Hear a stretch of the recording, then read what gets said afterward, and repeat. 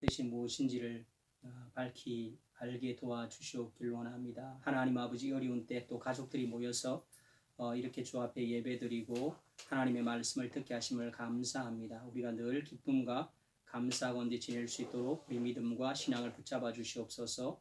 예수님의 이름으로 기도합니다. 아멘. 물에 빠졌을 때 그 사는 방법은 몸에 힘을 빼고 몸을 물에 의지하는 것입니다. 이게 평소에는 잘 되지 않는데 우리가 수영을 배우고 물에 익숙해지면서 이렇게 연습하는 것이 좀 필요하죠. 그러니까 수영을 전혀 못하는 사람은 자기 어떻게 몸에 힘을 빼고 물에 이렇게 자기 몸을 의지하는지 알지 못합니다. 그런데 어느 정도 이렇게 수영을 하면 배가 이렇게 바다에 빠졌는데 그때 뛰어내려 가지고 요즘은 구명조끼가 다 있으니까요. 구명조끼에 의지하면 되지만, 그러나 구명조끼가 없으면 그냥 이렇게 내 몸을 그냥 물에 맡기는 것입니다. 몸을 뒤집어 가지고 편안하게 있든지, 또 강물에 이렇게 빠졌는데 막 억지로 이렇게 수영 못한 사람은 막 살려고 허우적허우적 됩니다. 그런데 정말 사는 방법은 무엇입니까? 몸을 편안하게 하고 몸에 힘을 빼는 것입니다. 물에 빠졌을 때 사는 방법은 몸에 힘을 빼고 몸을 의지하는 것입니다. 수영을 잘하는 사람도 수영을 누가 잘하느냐? 몸에 힘을 빼고 최대한 물을 잘 이용해서 나아가는 사람입니다. 오늘 이사야 21장 말씀은 바벨론과 두마와 아라비아에 대한 심판의 예언입니다. 아라비아의 멸망에 대한 예언입니다. 첫 번째로 보면 바벨론의 멸망입니다. 오늘 말씀 21장 1절 말씀을 보면 해변 광야에 관한 경고다, 그렇게 되어 있습니다. 해변 광야는 바벨론을 상징적으로 이끌는 말입니다. 아니, 바벨론 이라크 그쪽은 바다도 없는데 무슨 해변 광야인가라고 생각할 수 있는데, 오늘날은 그 바다로 강과 바다의 강과 그 하천의 경계를 이렇게 이 강이 바다까지 가느냐 아니냐, 거기에 아마 나누었던 것 같은데, 이 당시만 해도 굉장히 어떤 큰 호수 같은 것도 강으로 이렇게 넣었던 것 같습니다. 그 갈릴리도 갈릴리 바다라고 하는데 워낙 이렇게 크니까 그랬던 것 같습니다. 그래서 해변 광야는 바벨론을 상징적으로 이끌는 말입니다. 유프라테스 강물이 자주 범람하니까 해변처럼 보이기도 했고, 사막 지역이기도 하니까 해변 광야에 대한 경고라고 했습니다. 해변 광야 속에 바벨론이 범람하는 강물에 잠기듯이 몰려오는 적에 의해서 망할 것을 보여주고 있습니다. 2절에 보니까 혹독한 묵시가 내게 보였도다.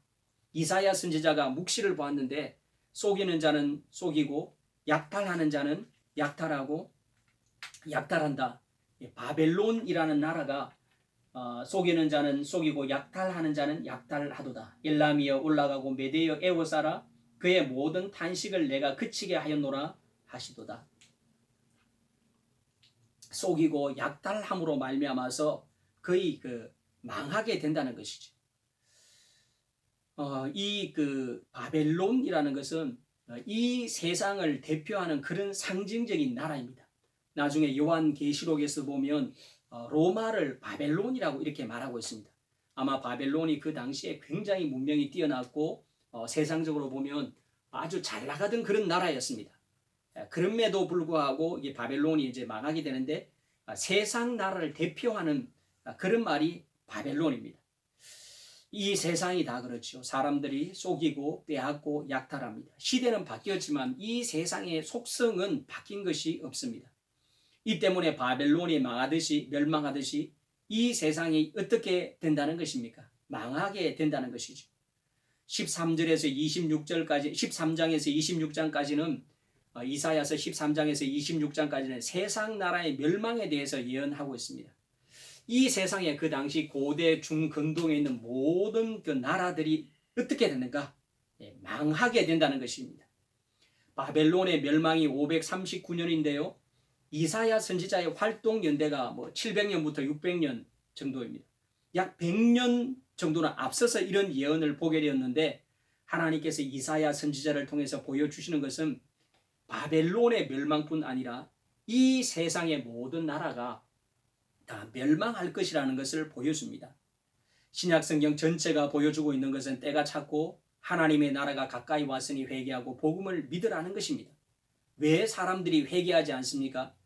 이 세상의 멸망이 가까이 오지 않았다는 것입니다. 이 세상은 영원한 것처럼 믿고 있습니다. 나라들은 좀 망할지라도 이 세상은 망하지 않는다는 것이 이 세상에 살고 있는 사람들의 굳건한 확신입니다. 그런데 그렇지 않습니다. 하나님께서는 우리를 구원하시기 위해서 이 세상의 멸망을 연장시켜 줄 뿐입니다. 노아의 홍수나 장차 예수님께서 오실 때 그때 정말 이 말씀이 확정되는데 사람들이 100년도 못 살고 이렇게 가니까 이 세상은 영원하다고 생각합니다.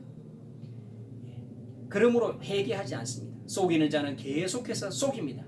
빼앗는 자는 내가 다른 사람 걸 속이고 빼앗고 해도 괜찮더라. 계속해서 이런 말 합니다. 거짓말하고 속여도 괜찮더라. 이렇게 합니다. 그런데 성경은 반드시 이 세상은 망할 것이라고 예언하고 있습니다. 실제로 이사야의 예언처럼 여기에 속한 나라들이 다 멸망했습니다. 하나님의 말씀이 그대로 이루어졌다는 것이죠. 11절 12절에서 에돔에 대한 경고를 하고 있습니다. 사람이 세일에서 나를 부르되 파수꾼이여 밤이 어떻게 되었느냐? 파수꾼이여 밤이 어떻게 되었느냐? 파수꾼이 아침이 오나니 밤도 오리라. 세일, 에돔이라는 나라죠. 에돔이라는 나라가 바벨론의 지배에서 벗어나지만 아침이 오지만 구원이 오지만 또 밤이 오겠다고 예언하고 있습니다. 이 바벨론의 지배에서 이 에돔이라는 나라가 벗어났습니다. 그런데 다시 페르시아에게 지배를 당함으로 말미암아서 다시 밤이 오게 됩니다. 세상이라는 것이 아침과 밤의 반복이 됩니다. 아침이 오는 것 같지만 금세 밤이 오는 것처럼 한 나라가 망하면 또 다른 나라가 와서 지배한다는 것이죠. 에돔과 같은 작은 나라는 바벨론이 망하면 구원이 왔다고 생각했습니다. 아침이 왔다. 이제는 우리가 잘 살 수 있을 것이다. 라고 생각했는데 다시 페르시아의 지배를 당하게 되었습니다. 이 세상에서 영원한 아침이 없습니다. 이 말씀이 우리에게 깨우쳐 주는 것이 무엇이냐면 이사야 선지자를 통해서 우리에게 깨우쳐 주는 것이 무엇이냐면 이 세상에 영원한 아침이 없다는 것입니다. 아침이 되면 밤도 오게 된다는 것이죠. 이 세상의 구원, 이 세상에서의 영원한 구원은 없다는 것입니다. 이 세상의 구원이 어디에 있습니까? 영원하신 예수 그리스도 안에 있다는 것입니다. 이런 말씀을 통해서 신약에서 이런 말씀을 통해서 오늘 신약을 사는 우리에게 깨우쳐 주는 것은 이 세상에서 우리가 열심히 살아가야 하지만 한편으로 이 세상이 우리에게 구원을 줄 수 없다는 것을 깨달아야 합니다. 우리의 구원이 어디에 있습니까? 예수님 안에 있습니다. 믿으십니까? 동의하십니까? 우리의 구원은 예수님 안에 있습니다. 우리가 이 세상에 아침이 오고 밤이 오고 아침이 오고 밤이 옵니다. 아침이 되어서 이제는 살만하다고 생각하지만 또 밤이 옵니다. 때문에 우리의 아침, 우리의 정오의 낮은 어디에 있다는 것입니까? 예수님 안에 있습니다. 예수님 안에 은혜와 평안과 우리의 소망이 있습니다. 때문에 우리 그리스도인들은 하나님의 나라의 소망을 두어야 합니다. 하나님의 나라를 강조하는 것은 우리가 이 세상에서 살아가니까 본성적으로 우리의 모든 힘을 이 세상을 살아가는 데 집중하게 됩니다. 마치 물에 빠진 사람은 지푸라기라도 잡으려고 합니다. 뭔가 잡으면 산다고 합니다. 물에 빠진 사람이 구하러 간 사람을 꽉 움켜잡으면 이거는 있는 힘을 다해서 움켜잡기 때문에 도저히 빠져나올 수 없다고 합니다. 그럴 때는 어떻게 해야 하냐면 그냥 이렇게 구하러 간 사람이 숨을 크게 한 번 쉬고는 그 사람과 함께 물속으로 같이 잠겨야 됩니다. 물속으로 같이 잠기면 움켜쥐었던 사람이 호흡이 가쁘기 때문에 자기가 이렇게 팔을 놓는다는 것이죠. 물에 빠진 사람을 구원하러 들어가서는 그 사람이 힘이 다 빠져 있을 때쯤 이렇게 들어가는 것도 한 가지 지혜입니다. 마찬가지로 우리가 살려고 이 세상에서 무엇이든지 붙잡으려고 특별히 이 어려운 때가 되면 무슨 일을 했었든지 사기를 쳐든지 속였었든지 나만 살겠다고 막 온 힘을 다합니다. 그런데 우리가 해야 할 일이 무엇입니까? 힘을 빼는 것입니다.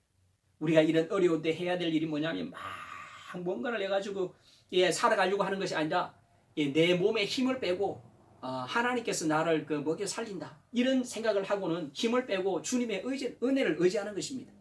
이런 시간이 있을 때 막 안달하고 그런 것이 아니고 내가 말씀을 읽고 기도하고 그동안 잘 하지 못했던 신앙에 의지하는 것입니다. 우리가 성경에서 때때로 뭐 요셉의 요셉 시대의 이집트의 그런 고난들, 또 우리가 엘리야 시대, 엘리사 시대 때 보면 아주 3년 동안이나 이렇게 가뭄이 들어가 어려운 때를 보게 됩니다. 그런데 하나님께서 선지자를 어떻게 먹이십니까? 까마귀를 통해서 이렇게 먹이시기도 하고 이런저런 방법으로 먹이십니다. 지금 우리가 해야 할 것은 하나님을 의지하는 것입니다. 기도하는 것입니다. 우리 마음의 평안을 이렇게 가지고 있는 것입니다. 막 물길 치듯이 요동하거나 이렇게 하면 내가 이 고난의 시대에 살아가지 못합니다. 내가 살려고 막 이렇게 그 지푸라기라도 움켜잡으면 오히려 죽게 됩니다. 이럴 때 사는 방법이 무엇이냐? 몸에 힘을 빼는 것입니다. 하나님의 은혜를 의지하는 것입니다. 은혜의 강물을 의지하는 것입니다. 그냥 이럴 때 하나님께서 나를 살리신다, 내가 그냥 뭐 살아간다 이렇게 하고는 몸에 힘을 빼고 그냥 드러누우면 삽니다. 살겠다고 있는 힘을 다해서 몸부림치면 더 빨리 죽습니다. 몸에 힘을 빼고 몸을 물에 맡기고, 비유로 말하자면 우리가 세상에 살고 있지만 이 세상에서 집착하지 않고 하나님의 은혜를 의지하고 은혜를 받으려고 말씀을 읽고 기도하고 그렇게 하면 산다는 것이죠. 우리 그리스도인들이 세상을 사는 지혜가 여기 있습니다. 이 세상에서 우리가 살아가는 방법은 은혜의 강물을 의지하는 것입니다. 은혜의 물을 의지하는 것입니다. 우리가 코로나 바이러스 사태가 지나가면 경제적으로 또 어려움이 올 것인데, 이 가운데서 사는 것은 내가 그냥 하나님께서 살게 하신다. 하나님께서 살게 하신다. 그리고 내가 기도하고 신앙으로 잘 준비하고 이 위기를 벗어나면요, 신앙으로 잘 준비하고 정상적으로 살아가면 하나님께서 나에게 일을 맡기십니다. 그런데 이걸 모르고 내가 막 이렇게 하고 저렇게 하고 이렇게 하려고 하다가 이 몸이 상하거나 건강을 잃어버리면 그 하나님께서 일을 맡겨도 우리가 감당하지 못합니다. 우리가 오늘 이 말씀을 보면서 이 은혜에 대해 하나님만 의지하고 하나님의 은혜의 강물을 의지하고 사는 그런 저와 여러분 될 수 있기를 주의 이름으로 축복합니다. 그 세상 사람들은 이제 그 두 번째로 보면 세상 사람들이 이 세상에서 어떻게 사는 것이 잘 산다고 생각하는가. 5절에 보니까 그들이 식탁을 베풀고 파수꾼을 세우고 먹고 마시도다. 너희 고관들아 방패에 기름을 바를지어다. 이것은 바빌론의 고관들 왕들이 나라의 멸망이 오는 줄도 모르고 잔치를 베풀어 먹고 마십니다. 바벨론의 왕인 그 마지막 왕인 벨사살 왕을 다니엘서에 보게 됩니다. 그 먹고 마시고 잔치를 한참 하는데 벽에 새겨진 그 손가락이 나타나가지고 벽에 글을 새기죠. 메네 데겔 우르바신이라고 합니다. 아무도 그 말을 아마 해석할 사람이 없어가지고는 이게 다니엘이 들어가가지고는 왕이 저울에 달렸는데 이 뜻이 무엇이냐 물어보니까 왕이 저울에 달렸는데 국권이 다른 사람에게 옮겨질 것이다. 당신의 나라가 이미 끝이 났다. 그리고는 당신의 나라의 권세가 다른 사람에게 옮겨질 것이라고 합니다. 하나님께서 이 세상 나라를 세우시고 어떤 사람에게 정권을 맡기는 것은 하나님을 잘 섬기고 정의와 공의가 세워지기 위해서 하나님께서 그 사람에게 정권을 맡기는 것입니다. 왕권을 맡기는 것입니다. 우리 개인에게도 마찬가지입니다. 하나님께서 우리에게 반드시 우리의 할 일을 주십니다. 근데 내가 막 하다 보면 내가 능력이 있어가지고 하나님께서 이것을 맡기셨구나 이렇게 생각하기 쉽습니다. 이것이 교만입니다. 내가 아무것도 아닌데 하나님께서 맡겨주셔가지고 이것을 내가 잘 감당하고 하나님이 은혜를 주셔가지고 감당하게 하시는데 이것은 온데간데 없고 막 쾌락과 향락에 빠지고 나만 잘 먹고 잘 살고 그렇게 빠져있을 때 하나님께서 어떻게 하십니까? 그것을 딱 빼앗아가 버립니다.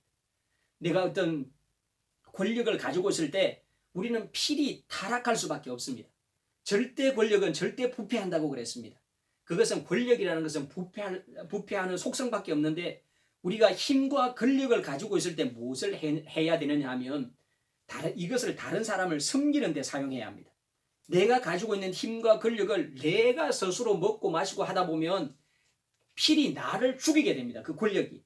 그런데 내가 그 권력과 내가 가지고 있는 힘으로 다른 사람을 섬기면 다른 사람도 살리고 나도 살리게 된다는 것이죠. 오늘 이 바벨론의 고관들이 먹고 마시는데 결국은 얼마 가지 않아서 이 사람들이 망하게 되고 국권이 다른 사람에게로 옮겨지는 이런 모습을 보게 됩니다. 이런 시대에 우리가 그 세상 사람들 앞에서 이렇게 보일 수 있는 것, 이 살아가는 모습, 우리가 뭐 있는 그대로 살아가면 됩니다.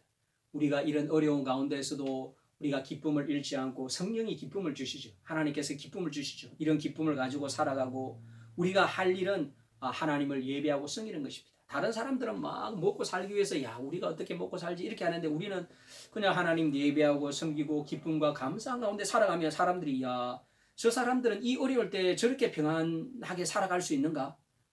다른 사람이 우리를 보면 위로를 받게 됩니다. 아무것도 없는 것 같은데 그 가운데서도 기쁨과 이런 만족을 가지고 살아가는 이것을 보면 다른 사람들이 도전을 받을 수 있다는 것이죠. 우리가 하나님의 은혜에 의지하며 살며 하나님을 섬기는 것이 인생의 가장 궁극적인 사명임을 알아야 합니다. 이 사람의 제일 되는 목적이 어디 있는가? 하나님을 기뻐하고 즐거워하는 것입니다. 하나님을 기뻐하고 즐거워하는 것이 우리의 사명이고 인생의 사명입니다. 이것이 우리에게 있어서 가장 큰 기쁨입니다. 이것을 보여주는 그런 우리 삶이 되게 해달라고 기도하는 그런 우리 식구들이 될 수 있기를 주의 이름으로 축복합니다. 바벨론의 멸망에서 볼 수 있는 또 한 가지는 우리 그리스도인들은 멸망하는 세상을 보며 탄식할 줄 알아야 한다는 것입니다. 우리 3절 4절을 같이 읽어보도록 하겠습니다. 이러므로 나의 요통이 심하여 해산이 임박한 여인의 고통 같은 고통이 나를 엄습하였으므로 내가 괴로워서 듣지 못하며 놀라서 보지 못하는도다. 내 마음이 어지럽고 두려움이 나를 놀라게 하며 희망의 서광이 변하여 내게 떨림이 되었도다. 3절 4절 말씀 보니까 사람들이 이제 막 심판이 되니까 바벨론 사람들이 고통을 당합니다. 나의 요통이 심하여 해산이 임박한 여인의 고통 같고 우리 이제 엄마도 뭐 이렇게 유비를 베고 낳는데 이 해산의 고통 정말 뼈가 으스러지는 그런 고통 몸이 살이 찢어지는 그런 고통이 올 것이라. 내가 괴로워서 듣지 못하며 놀라서 보지 못하는도다. 내 마음이 어지럽고 두려움이 나를 놀라게 하며 희망의 서광이 변하여 내게 떨림이 되었도다.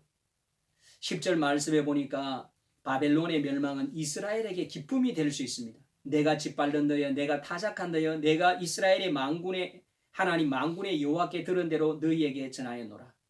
이스라엘은 바벨론에 의해서 고통을 당하게 됩니다. 바벨론에 의해서 전 국토가 짓밟히게 되었고 타작한 들판같이 말끔하게 되었습니다.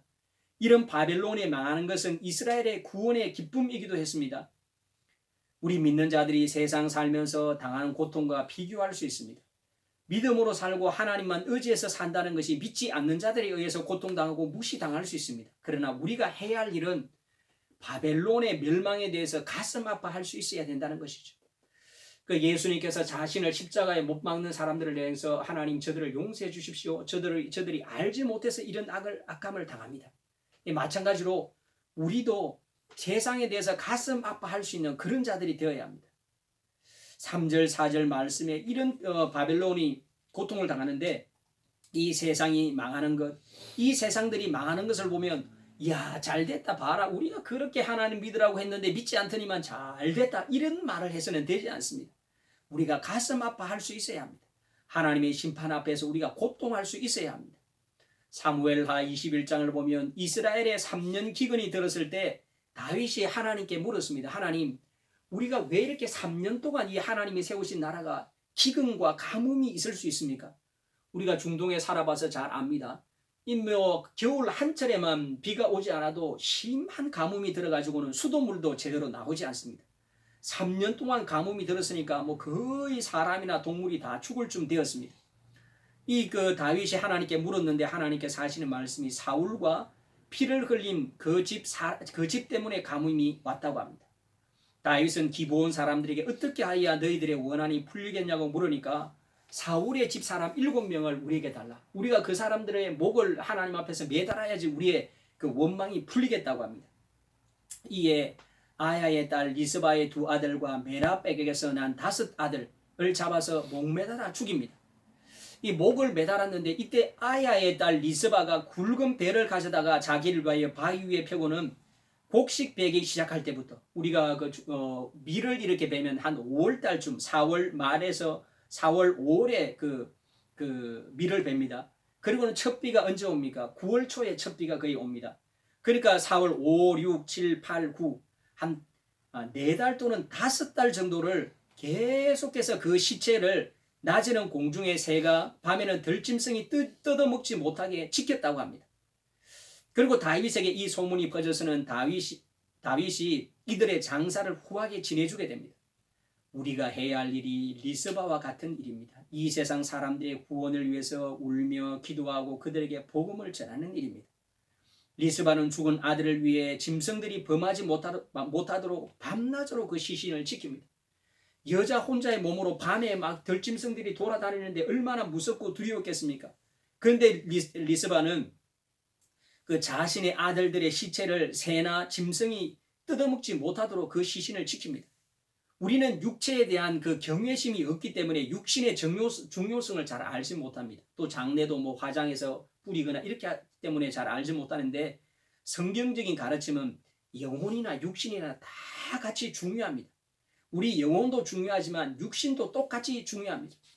죽은 사람이 제대로 장사를 지내지 못하는 것은 큰 수치로 여겼습니다. 우리 문화에서도 그랬고, 우리 문화에서도 죽은 사람의 장사를 얼마나 후하게 지내주느냐, 이게 굉장히 중요했습니다. 이스라엘 문화에서도 죽은 사람이 제대로 장례를 치르지 못하는 것은 정말 하나님 앞에 천벌을 받은 것쯤으로 여겼습니다. 그래서 이 리스바는 자기 아들들의 시신을 지켰습니다. 죽은 시신을 지켰다는 것이죠. 리스바의 죽은 아들은 영적으로 죽은 영혼이라고 볼 수 있습니다. 예수 믿지 않고 죽은 영혼들을 위해서 우리는 리스바처럼 그들을 지키며 울며 기도하는 자들이 되어야 합니다. 이 일을 하라고 주님께서 우리를 권하시고 우리에게 복음 전한 일을 맡기십니다. 이 일을 하라고 또 우리에게 잠시 힘을 주시는 것입니다. 우리가 이사야 선지자처럼 멸망할 바벨론을 위해서 아파하며 고통하며 그들에게 복음을 전할 수 있는 그런 우리의 삶이 될 수 있기를 축복합니다. 우리가 경제적인 어려움을 당하며 사람들은 복음에 대해서 더 마음이 열려질 수 있습니다. 우리가 하나님께서 우리에게 맡기신 사명이 뭐냐 하면 세상의 영혼들을 위해서 기도하고 그 사람들에게 예수님 믿으라고, 예수 믿으면 당신이 회복시켜준다고, 예수님 믿으라고 복음을 전하는 것입니다. 이 세상 사람들은 잘 모르지만 마음속에 굉장한 큰 고민을 가지고 있습니다. 고통과 아픔을 가지고 있습니다. 그런 고민과 아픔을 가지고 있지 않은 사람이 없습니다. 옆에 있는 친구를 위해서 계속해서 기도하면 사람은 영적이기 때문에 압니다. 나를 위해서 기도하면요, 제가 참 이렇게 좋다, 마음이 열려지게 됩니다. 우리가 우리 자신의 삶을 위해서가 아니라 이 구원을 위해서, 이 복음을 위해서 우리가 하나님께서 우리에게 맡기신 사명인데, 이 복음을 위해서 최선을 다하는 그런 우리 가족이 될 수 있기를 주의 이름으로 축복합니다. 끝으로 아라비아의 멸망에 대한 예언입니다. 13절에 보니까 아라비아에 대한 경고라. 드단의 대상들이여 너희가 아라비아 수풀에서 유숙하리라. 대마 땅의 주민들아 물을 가지다가 목마른 자에게 주고 떡을 가지고 도피한 자를 영접하라. 그들이 칼날을 피하며 뺀 칼과 당긴 활과 전쟁의 어려움에서 도망하였음이니라. 주께서 이같이 내게 이르시되 품꾼의 정한 기한같이 1년 내에 게달의 영광이다 세멸하리니 게달 자손 중 활 가진 용사의 수가 적으리라 하시니라. 이스라엘 만군의 여호와의 말이니라. 13절에 아라비아 사람들이 어떻게 된다는 것입니까? 드단의 대상들이여 너희가 아라비아 수풀에서 유숙하리라. 15절에 그들이 칼날을 피하며 뺀 칼과 당긴 활과 전쟁의 어려움에서 도망하였음이라. 17절에 게달 자손 중 용사의 남은 자가 적으리라. 이들이 전쟁에서 패하고 다 흩어지겠다는 말씀입니다. 때문에 전쟁에 패한 사람들이 수풀에 숨어 지내게 될 정도인데, 대마 땅의 주민들에게 물을 가져다가 목마른 자에게 주고 떡을 가지고 도피한 자를 영접하라고 합니다. 전쟁과 어려움에서 피해온 사람들에게, 대마 사람들에게 떡을 가져다가 먹이고 위로하고 이렇게 하라고 말씀하고 있습니다. 이 말씀을 오늘 우리에게 적용하면 무엇입니까? 오늘 우리 교회나 우리 가정이 해야 될 일이 전쟁과 기근을 피해서 삶을 위해서 이 땅에 온 자들에게 해야 할 일이 여기에 있습니다. 물을 가져다가 먹이고 목마른 자에게 주는 것입니다. 떡을 가져다가 도피하는 자들을 영접하는 일입니다. 우리의 길가에 가다가 중국 사람들 때문에 이런 바이러스가 시작되었다고 하면서 그 사람들을 먹이는 것이 아니라 그래도 그 사람들을 축복하고 위로해 주는 것입니다. 또 어려움 당한 사람들 있으면 우리가 최선을 다해서 도와주는 것입니다. 하나님께서 대마 백성들에게 명하신 것처럼 오늘 우리 교회에 명하는 것, 우리 가족에게 명하시는 것이 이것이라고 생각합니다. 우리 교회가, 우리 가족이 하나님의 사랑을 많이 받은 것처럼 세상 사람들의 사고가 아니라 하나님께서 명령하는 것을 수행할 때 교회가 이 나라에 복을 주실 것이고 하나님께서 교회에 이 나라에 복을 주실 것이고 우리가 이 어려운 때에 가난한 자들과 어려움 당한 사람들을 도와주면 하나님께서 우리가 어려움 당할 때 그렇게 하신다는 것이죠. 우리가 이 말씀을 기억하면서 내가 이 어려울 때 그래도 내가 이 어려운 사람들을 도와줘야 되는구나. 내가 마음으로라도 저 사람들을 축복해 줘야 되는구나. 이런 마음을 가지고 신앙생활 해 나가는 그런 우리 가족이 될 수 있기를 주님의 이름으로 축복합니다. 우리 같이 한번 기도하겠습니다. 하나님 아버지, 우리 가족이 어려운 사람들을 도울 수 있는 그런 가정이 되게 해주시고 하나님의 은혜에서 복음을 최선을 다해서 복음을 증가하는 그런 가정 될 수 있도록 하나님께서 도와주시고 하나님 아버지 이 세상은 멸망당할 세상입니다. 하나님께서 은혜를 주셔서 우리가 잠시 연장될 뿐입니다. 하나님 아버지 이 세상에 살면서 우리가 영원한 하나님의 나라를 바라보고 살게 해달라고 하나님만 의지하고 살게 해달라고 이 세상에서 살려고 아둥바둥대는 것이 아니라 하나님의 은혜에 의지해서 살며 복음을 전하며 늘 기쁨과 감사하게 살아가게 해달라고 같이 한번 기도하겠습니다. 하나님 아버지 감사합니다. 아버지 하나님이여 주님을 찬양하며 감사합니다. 하나님 아버지 우리가 이 세상에 살아가면서 하나님의 은혜에 의지하며 살아갈 수 있도록 도와주시옵길 원합니다. 하나님 세상 사람들처럼 살지 않게 해주시고 내일에 맡겨주신 길에 최선을 다하지만 그러나 영원한 하나님의 나라를 바라보며 또 이 세상에 임재하시는 하나님의 나라를 바라보며 살아갈 수 있도록 도와주시옵길 원합니다. 하나님 아버지 이 코로나 사태로 말미암아서 많은 사람들이 어려움을 당하고 있습니다. 하나님 아버지 이 사태가 속히 중단될 수 있도록 도와주시고 하나님 또 이 일을 통해서 주의 뜻이 이루어질 수 있도록 도와주시옵길 원합니다. 하나님 아버지 우리는 연약합니다. 이 가운데서 우리가 하나님의 은혜를 의지하며 기쁨과 감사함으로 살아갈 수 있도록 도우시고 역사하여 주시옵길 원합니다. 우리에게 맡기신 복음 전파의 사명을 최선을 다해 감당할 수 있도록 하나님 역사하여 주시옵소서. 감사하며 예수님 이름으로 기도합니다. 아멘. 하나님 아버지 감사합니다. 하나님이 어려운 때 우리가 하나님의 은혜만 의지하여 살아갈 수 있도록 도와주시고 또 이 땅 가운데 살아가는 가난한 자들, 외국인들을 하나님 우리가 마음으로 축복하며 그들을 친절히 대하는 그런 우리 가족들이 될 수 있도록 도와주시옵소서. 하나님 아버지 이스라엘 백성들이 이집트에서 나그네 되었다고 하시면서 나그네를 잘 대접하라고 하셨습니다. 하나님 우리가 이 땅에서 나그네로 살아가고 있습니다. 나그네 된 또 이방 사람들을 하나님 외국인들을 참으로 축복하며 친절히 대할 수 있도록 도와주시고 그들의 영혼을 구원하여 주시옵소서. 하나님 아버지 주님께서 우리에게 맡겨주신 복음 전파의 사명을 최선을 다해서 감당할 수 있도록 도와주시고 하나님께서 은혜 베풀어 주시옵소서. 감사하며 예수님의 이름으로 기도합니다. 아멘.